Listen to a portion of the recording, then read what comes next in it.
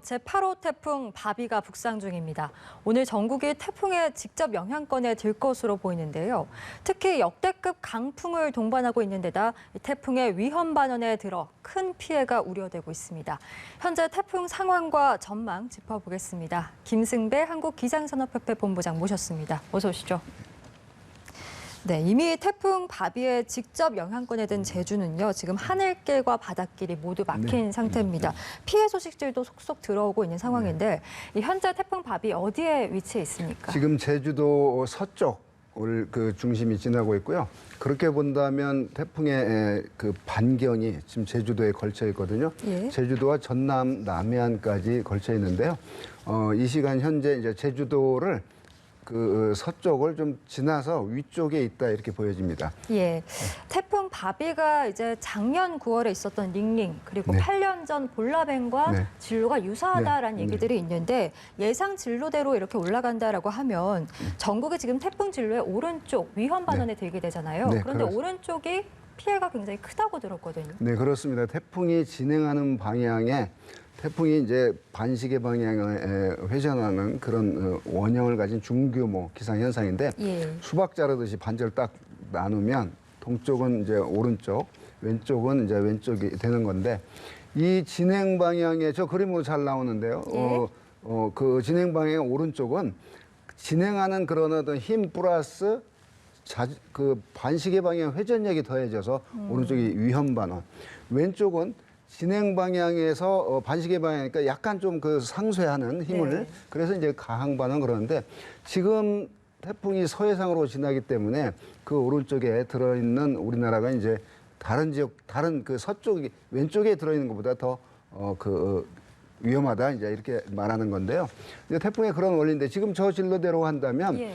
2012년도 태풍 볼라벤 아주 근사한 그런 진로를 밟았고 예. 작년에 링링도 그랬는데요. 문제는 지금 이 태풍 바비가 제주도를 지나는데도 그 어떤 힘이 아직 약해지지 않고 있거든요. 예. 중심 부근에 기압이 950 헥토파스칼이거든요.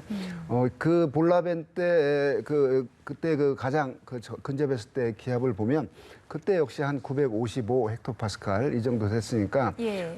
지금 상태로는 다행히 지금 제주도를 지나면서 우리나라 입장에서는 다행인 게 이 태풍의 중심이 약간 우리나라 쪽에서 서쪽으로 멀어지고 있는 예. 추이를 보이고 있거든요. 그렇게 된다면 한 10km라도 이 태풍의 강풍권에 들어있는 면적이 벗어나기 때문에 태풍이 지나면서 저 동쪽은 비교적 중심에서 멀기 때문에 예. 뭐 태풍 지나는 것 치고 왜 이렇게 조용해 이런 소리가 나올 정도로 이제 예. 멀고요. 이 서해안, 목포, 군산, 뭐 서산, 인천 이쪽 지역이 이제 그 중심에서 가까운 건데 하여튼 내일 한 새벽 한 6시까지는 지금부터 내일 새벽 6시까지는 이 태풍의 어떤 그 영향권에 들어있는 때이기 때문에 예. 각별한 주의가 필요하고요. 설령 이 태풍이 점차 서쪽으로 멀어지면서 이 강풍권에 드는 면적이 적어진다 하더라도 예. 저 상태면은 이 서해안 지방 그 전라남도의 신안군 섬 지역들 그 위쪽으로는 분명히 강한 바람이 불 것으로 예. 예상이 됩니다. 어제부터 이제 태풍 바비가 굉장히 상당한 강풍을 동반한다라고 네. 저희가 전해드리고 네. 있는데 지금 기상청에서는 최대 순간 풍속을 초속 40에서 60m 정도로 네. 예상을 했거든요. 네. 근데 이게 사실 잘 와닿지가 않아서 이 초속 60m 정도라고 하면 우리가 어느 그러니까 정도다라고 느껴야 됩니까? 네, 우리가 풍속을 말할 때 10분간 계속 부는 평균 풍속을 이제 우리가 풍속이라고 말하거든요. 예.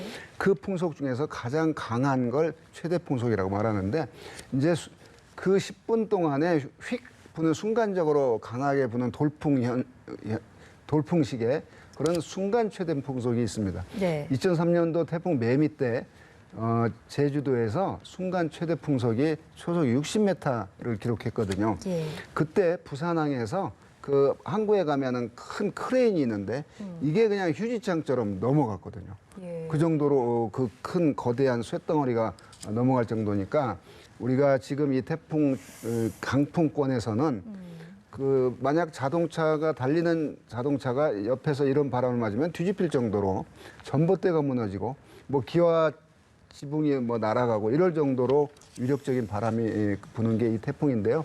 심지어 오래된 고목이 쓰러지기도 합니다. 예.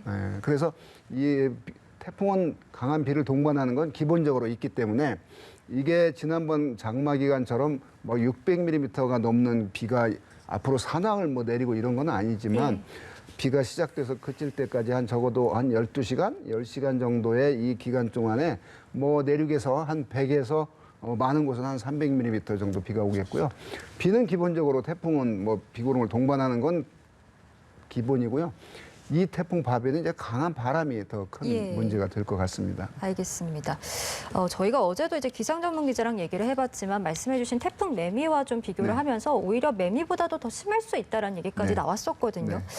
2003년도 그 태풍 매미 당시에 우리가 앞서서 크레인 얘기도 해주셨지만 굉장히 큰 인명 피해와 재산 피해가 속출하지 않았습니까? 이번에도 왠지 또 그런 사고가 있지 않을까라는 걱정인데요. 네, 그렇습니다. 이 태풍이 만약 동쪽으로 치우쳐서 우리나라 뭐 어딘가 상륙해서 갔으면 아마 큰 피해를 일으킬 수 있었는데 다행히 우리나라 입장에서 보면 서쪽으로 가게 되는데 그 오른쪽에 들어있기 때문에 지금의 태풍 기상 위성을 보거나 레이더 영상을 보면 만에 하나 있을 수 있는 그런 피해 그런 거 빼고는 다행히 조금 더 우리나라부터는 좀 멀어지기 때문에 다행인데 그럼에도 불구하고 이 태풍의 중심 부근에서는 초속 40m 이상의 그 강풍이 불고 있거든요.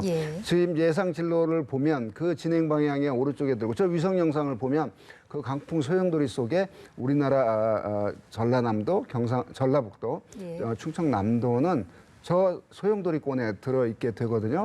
저 소용돌이가 뭐냐면 강풍을 동반하는 그런 어떤 구름덩어리 소용돌이기 때문에 그래서 지금 긴장의 끈을 놓쳐서는 안 되고요. 서해상 쪽에 있는 아마 선박들 이런 것들은 다 지금 묶어놓을 만큼 묶어놨는데 올려놓거나 묶어놨는데 그럼에도 불구하고 강한 바람 만나면 배가 뒤집히는 그런 사고가 피해가 나기도 합니다. 그래서 앞으로 지금 이 시간부터 내일 새벽 6시까지는 우리나라 재난 방지 측면에서 인명과 재산을 보호한 측면에서는 방심의 끈을 놓쳐서는 안 되겠고요. 이 태풍이 이러한 진로를 밟는 걸 과거와 비교하는 이유가 그때 일어났던 피해를 또 한번 우리가 추정할 수 있거든요. 2003년도 태풍 매미 그때가 추석 전쯤이었는데 9월달 그 경남 해안으로 상륙해서 큰 피해를 주기도 했는데 그 이전에 한 해 전에 또 무슨 태풍이 있었냐면 태풍 루사가 있었습니다. 그때는 전남 한 고흥부근으로 상륙해서 강릉부근으로 빠져나가는데 이 태풍 루사로 한 방에 그 5조 한 2천억의 피해를 보기도 했거든요. 태풍 매미가 한 4조 원대 피해를 입혔고 자 이번 태풍 바비는 뭐 피해 규모로 뭐 그렇게 5조 4조 이러진 지금 보면 그러지는 않을 것으로 보이는데 문제는 지금 시기적으로 농작물이 다 결실을 맺는 시기거든요. 이 강한 바람에 이 과일이 다 떨어질 것 같아요. 그 장마 때 피해 복구가 아직 안 된 상태에서 또 국지적으로는 많은 비가 올 수 있는 그런 기상 현상이 우리 눈에 지금 빤히 보이면서 올라가고 있는 상황입니다. 참 철저한 대비가 무엇보다도 중요한 시기인데 이처럼 태풍이 이제 가까워지면서 특보도 강화 확대가 되고 있는 상황입니다. 본부장님께서 보시기에 이제 서해안 쪽이 위험하다라고 하셨는데 그 중에서도 특히나 위험한 지역이 있다면 좀 짚어주시면 좋을 것 같고. 이 시간 이후 앞으로는 이제 목포. 목포가 좀 가까워지니까요. 목포를 해서 그쪽 전남 서해안 또 군산 그다음에 이제 내일 새벽에 우리 수도권 서울 경기 인천인데 내일 새벽은 지금으로부터 좀 한 12시간 뒤거든요. 우리나라 가까이 서쪽에 접근하는 게 그 사이에 변수가 기대가 된다면 이게 아무래도 그 남쪽보다는 차가운 서해상으로 지금 들어왔거든요. 그다음에 태풍의 날개가 내륙에 한번 지금 거치거든요. 그러면 그 얼음판에서 팽팽팽 잘 돌던 팽이가 돌뿌리에 치이는 격이 되거든요. 내륙에 그치게 되면. 자, 그런 점에서는 지금 현재보다는 분명히 태풍의 강도는 약해지지만 지금 각종 수치해보 자료들이 예측한 결과를 보면 갑자기 확 그렇게 약해지진 않고 적어도 950 헥토파스칼 그 중심 부근의 그 기압이 950 헥토파스칼 세력을 유지한 채 우리나라 경기도 서쪽까지 그 경기만 그 서해상으로 진출할 것으로 예상이 되니까 이 태풍이 어찌됐건 지금으로부터 한 10시간 이내에 예. 갑자기 세력이 약해지는 않는다. 이렇게 보여지고 다만 그 강풍권에서 조금 그 내륙까지 범위가 미치지 않고 서해상 쪽으로만 미칠 가능성이 높다. 이렇게 예. 보여집니다. 그 앞서서 비 얘기를 좀 해주셨는데 이번에 태풍 바비가 이제 강한 바람을 몰고 네. 온다라는 건 저희가 여러 번 거듭 말씀을 드리지만 이제 비와 관련해서는 예전만큼 그렇게 걱정하지 않아도 되는 정도인지 그 부분도 궁금합니다. 네, 비를 뭐 걱정을 하지 말라는 얘기가 아니고요. 예. 이 태풍에 동반된 지금 그 기상 위성 영상을 보면, 기상 레이더 영상을 보면 지금 강한 비구름대들이 있거든요. 예. 다만 그 비구름대들이 중심이 다행히 서해상으로 지금 지나고 있는데 이제 이게 북상하면 아마 전라남도, 전라북도가 걸치게 됩니다. 그렇게 되면 지리산 부근에서는 한 이 태풍이 시작해서 끝날 때까지 한 300mm 정도의 그런 어떤 예. 많은 비가 내릴 것으로 보이니까 이게 우리나라 전체에 무슨 300mm가 내린다는 의미는 아니고요. 그런 어떤 지형적인 효과가 더해지는 곳에서 그러고 전체적으로는 한 100에서 200mm 정도의 비가 내릴 것으로 보이니까 지난번 장마 때 하도 많은 비를 경험을 했기 때문에 100에서 200 예. 하면은 뭐 그렇게 간구할 가능성이 있는데 절대 그런 그 적은 양의 비가 아닙니다. 그래서 이 대도시에서는 또 침수 피해 이런 게 날 가능성이 있고 뭐 비와 바람을 동반한 그런 태풍이 오고 있고 이미 많이 다가왔고 예. 지금 좀 있으면 목포 서쪽을 지날 것 같고요. 좀 더 시간이 지나면 이제 군산 서쪽으로 지날 것 같고 해서 예. 우리나라 서쪽을 그냥 이렇게 훑고 지나가는 이제 그러한 태풍 진로를 밟을 것으로 보입니다. 예. 그렇다면 본부장님 더 큰 피해를 막기 위해서 어떤 대처들이 필요한지 좀 짚어주시죠. 네, 그 아마 지금 다 뭐 2, 3일 전부터 이게 22일 발생해서 참 이 태풍의 특징을 하나 보면 예. 태풍이 대개 우리나라 이쪽까지 오려면 발생해서 한 열흘 걸립니다. 한 일주일. 근데 이건 22일 발생해서 한 나흘 만에 이렇게 왔거든요. 예. 그럼에도 불구하고 오는 속도가 느려서 945 헥토파스칼까지 강하게 발달을 했는데 이 태풍 대비해서는 절대 바닷가 나가서는 지금 휴가철인데 예. 나가서는 안 되겠고요. 농촌 지역, 도시 지역, 뭐 공사장, 축대 뭐 이런데 그 위험한 곳은 오늘 밤과 내일 새벽까지는 가급적 안 가는 게 좋겠고요. 이렇게 바람이 강하게 불면 이제 또 위험한 게 있습니다. 예. 간판들 날아다니거든요. 그런 거 조심해야 되겠고 전선줄 끊어져서 감전될 가능성도 있으니까 부득이 나가야 할 일이 아니고서는 뭐 그 산책 삼아 나가서는 안 되겠고요. 또 바닷가에서 바다 보면서 야 파도가 멋있다 하면서 예. 감동하면서 구경하면 정말 위험합니다. 예, 그건 예. 바람이 강해서 휩쓸려 갈 가능성도 있습니다. 문제는 이 태풍이 지나면 그러면 끝이냐?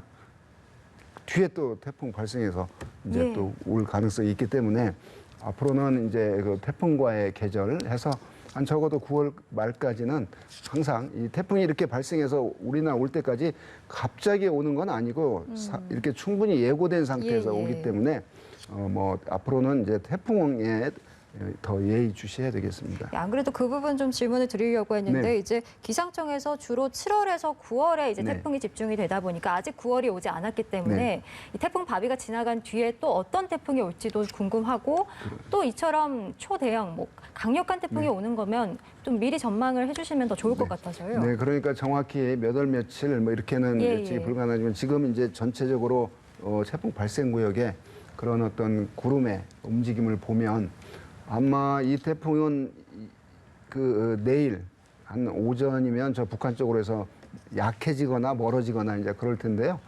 그 이후에 한 사나흘 뒤에, 한 4, 5일 뒤에 예. 또다시 이 태풍보다는 남쪽인 필리핀 동쪽에서 발생해서 그게 뭐 이제 일본으로 갈지 뭐 지금 아직 생기지도 않은 태풍에 대해서 예. 우리나라 올지 이거는 좀 예단하기는 어렵고요. 또다시 생긴다. 그러면 그 다음에 또다시 연이어서 또 생긴다. 이럴 가능성들이 지금 그 태풍 발생 구역의 구름의 움직임을 보면 가능성을 뭐 예측해 볼 수 있는 상황입니다. 예. 따라서 이번 바비 지나고 나서 이제 바로 뭐 가을이 온다 이런 그 의미는 아니기 때문에 예. 앞으로 적어도 2~3개 정도는 아마 태풍이 우리나라에 접근할 가능성이 매우 큰 그런 상태 유지하고 있습니다. 예, 뭐 태풍이 워낙 유동적이기 때문에 뭐 예단할 수는 없겠지만 네. 계속 주의를 해야 된다라는 말씀이시고, 그러면요, 본부장님 이번에 이제 태풍 바비가 지나간 뒤의 날씨도 궁금합니다. 네. 무더위가 찾아오게 되는 겁니까? 그렇진 않죠. 이 태풍이라고 하는 저기압이 지나고 나면 저 대륙 쪽에 이 남쪽 공기보다는 선선한 공기가 그 자리를 메우기 위해서 내려올 거거든요. 예. 그래서 기온이 바로 그냥 떨어지진 않겠지만 낮에 활동하면 더위를 느끼는 정도의 기온 30도, 32, 3도는 계속이 될 겁니다. 그래서 예. 이 태풍이 지난 뒤에 9월까지의 기온 전망을 보면 뭐 바로 선선하지 않지만 아침 저녁으로는 뭐 그 열대야 이런 것들이 많이 해소가 되는 그런 기온 분포를 보일 것으로 보입니다.